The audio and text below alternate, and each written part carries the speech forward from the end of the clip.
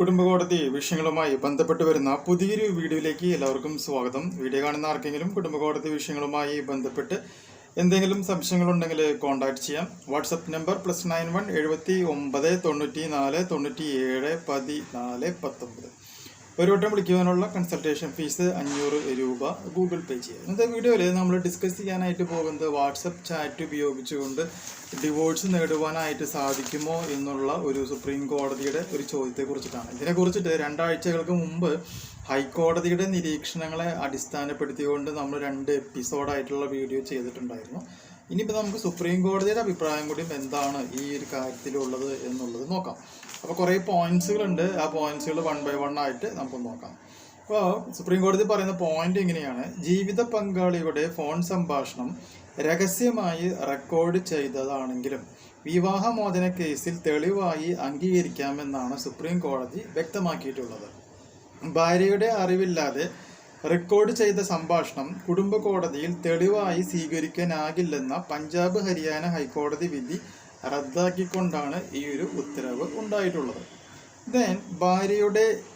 ഭാര്യയുടേതെങ്കിലും phone സംഭാഷണം record ചെയ്ത് തെളിവായി നൽകുന്നത് മൗലികാവകാശ ലംഘനമെന്നായിരുന്നു ഹൈക്കോടതിയുടെ നിലപാട്. എന്നാൽ അത്തരം തെളിവുകൾ അനുവദിക്കുന്നത് പങ്കാളികൾക്കിടയിലെ ഐക്യം തകർക്കുമെന്നും ഒളിഞ്ഞുനോട്ട പ്രവണത വർദ്ധിക്കുമെന്നുമുള്ള വാദങ്ങൾ സുപ്രീം കോടതി തള്ളി. പരസ്പരം കാര്യമായി ഒളിഞ്ഞു നോക്കുന്നത് തകർച്ചയുടെ ലക്ഷണമാണെന്നും പരസ്പര വിശ്വാസമില്ലായ്മ വ്യക്തമാണെന്നും ജഡ്ജിമാരായ BV നാഗരത്ന, സതീഷ് ചന്ദ്ര ശർമ്മ എന്നിവരുടെ ബെഞ്ച് നിരീക്ഷിച്ചു. പങ്കാളികളുടെ സംഭാഷണം സമ്മതമില്ലാതെ വെളിപ്പെടുത്തുന്നത് ഇന്ത്യൻ തെളിവ് നിയമത്തിലെ 122-ാം വകുപ്പ് വിലക്കുന്നുണ്ട്. എന്നാൽ പങ്കാളികൾ തമ്മിലുള്ള കേസിലോ പങ്കാളികൾക്കെതിരായ കുറ്റകൃത്യങ്ങളിലെ വിചാരണയിലോ ഇത് വെളിപ്പെടുത്താമെന്ന് ഇളവുണ്ട്. സെക്ഷൻ 122-ാം വകുപ്പ് പങ്കാളിക്ക് നൽകുന്ന പ്രത്യേക അവകാശം സമ്പൂർണ്ണമല്ലെന്നും കോടതി ചൂണ്ടിക്കാണിച്ചിട്ടുണ്ട്. ന്യായമായ വിചാരണ ഭരണഘടനയുടെ 21-ാം വകുപ്പിൽ ഉറപ്പു നൽകുന്നുണ്ടെന്നും അതിൻ്റെ അടിസ്ഥാനത്തിലാണ് തെളിവ് നിയമത്തെ വ്യാഖ്യാനിക്കേണ്ടതെന്നും ബെഞ്ച് ഓർമ്മിപ്പിക്കുന്നുണ്ട്. കേസിൽ സ്വകാര്യത ലംഘനമില്ല. അത്തരം അവകാശം തെളിവ് നിയമത്തിൽ, അതായത് ഇന്ത്യൻ എവിഡൻസ് ആക്ടിലെ 122-ാം വകുപ്പ് നൽകുന്നില്ല. മറിച്ച് പങ്കാളികൾക്കിടയിലെ സ്വകാര്യതയിൽ ഒരു ഉപാധി നിർദ്ദേശിക്കുകയാണ്. ഭരണഘടനയുടെ 21-ാം വകുപ്പ് നിർദ്ദേശിക്കുന്ന സ്വകാര്യത അവകാശത്തിലേക്ക് കടന്നു കയറുന്നതല്ല തെളിവ് നിയമത്തിലെ 122-ാം വകുപ്പിൽ പറഞ്ഞിരിക്കുന്ന ഇളവ്. ന്യായമായ വിചാരണയ്ക്കുള്ള അവകാശം, തെളിവുകൾ ഹാജരാക്കുവാനുള്ള അവകാശം, നീതി ഉറപ്പാക്കുന്നതിന് പങ്കാളിക്കെതിരായ കേസ് തെളിയിക്കുവാനുള്ള അവകാശം എന്നിവയും മൗലികാവകാശത്തിൻ്റെ പരിധിയിൽ വരുമെന്ന് കോടതി നിരീക്ഷിച്ചു. വിവാഹമോചന കേസിൽ ഭാര്യയുടെ ക്രൂരത തെളിയിക്കുന്നതിന് അവരുമായുള്ള ഫോൺ സംഭാഷണത്തിൻ്റെ CD ഹാജരാക്കാൻ ഭർത്താവിന് പഞ്ചാബിലെ ബട്ടിണ്ട കുടുംബ കോടതി അനുമതി നൽകിയിരുന്നു. ഇത് മൗലികാവകാശ ലംഘനമാണെന്നും സമ്മതമില്ലാതെയാണ് റെക്കോർഡിംഗ് നടത്തിയതെന്നും ചൂണ്ടിക്കാട്ടി ഭാര്യ ഹൈക്കോടതിയെ സമീപിച്ചിരുന്നു. രഹസ്യ റെക്കോർഡിംഗ് തെളിവായി സ്വീകരിക്കില്ലെന്നായിരുന്നു ഹൈക്കോടതി നിലപാട്.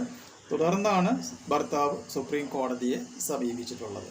സോ അതുകൊണ്ട് നിങ്ങൾക്ക് ഇതുപോലുള്ള ഫാമിലി കേസുകൾ തെളിയിക്കണം എന്നുണ്ടെങ്കിൽ തീർച്ചയായും നമുക്ക് എന്ത് ചെയ്യാനായിട്ട് പറ്റും?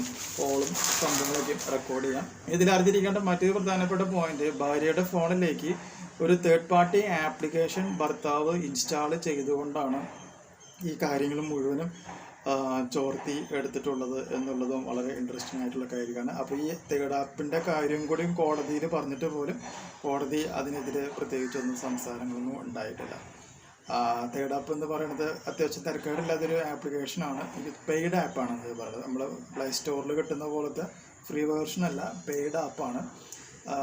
ആ പെയ്ഡ് ആപ്പ് നമുക്ക് ശരിക്കും പറയുകയാണെങ്കിൽ ഒരു പിക്ചർ, ഇപ്പോൾ നമ്മൾ ഗുഡ് മോർണിംഗ് അല്ലെങ്കിൽ എന്താ പറയുക, ഏതെങ്കിലും ദൈവത്തിൻ്റെ പടം അതിൻ്റെ കൂടെ മിക്സ് ചെയ്തിട്ട് അയക്കാൻ പറ്റുമെന്നും. അപ്പോൾ നമ്മൾ ഗുഡ് മോർണിംഗ് അല്ലെങ്കിൽ ഒരു ദൈവത്തിൻ്റെ പടം കണ്ടു കഴിഞ്ഞാൽ നമ്മളത് ക്ലിക്ക് ചെയ്യും, സ്വാഭാവികം നമ്മളത് ഡിലീറ്റ് ചെയ്യും.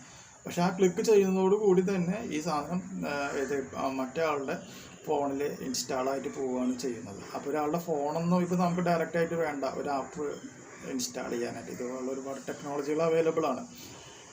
കൂടുതൽ പറയുന്നില്ല. അപ്പോൾ ഇങ്ങനെയൊക്കെ ഉണ്ട് എന്നുള്ളത് മനസ്സിലാക്കുക. അപ്പോൾ ഈ കാര്യങ്ങളൊക്കെ ഒന്ന് ജസ്റ്റ് ഓർത്തിരിക്കുക കേട്ടോ. ഈ ഒരു ഇൻഫോർമേഷൻ നിങ്ങൾക്ക് യൂസ്ഫുൾ ആയിട്ടുണ്ടെങ്കിൽ തീർച്ചയായും നമ്മുടെ ചാനലിലേക്ക് ഒന്ന് സബ്സ്ക്രൈബ് ചെയ്യുക. തൊട്ടടുത്ത് കാണുന്ന ആ ബെൽ ബട്ടണും എനേബിൾ ചെയ്യുക. പുതിയൊരു വീഡിയോയുമായിട്ട് വീണ്ടും കാണാം. ബൈ.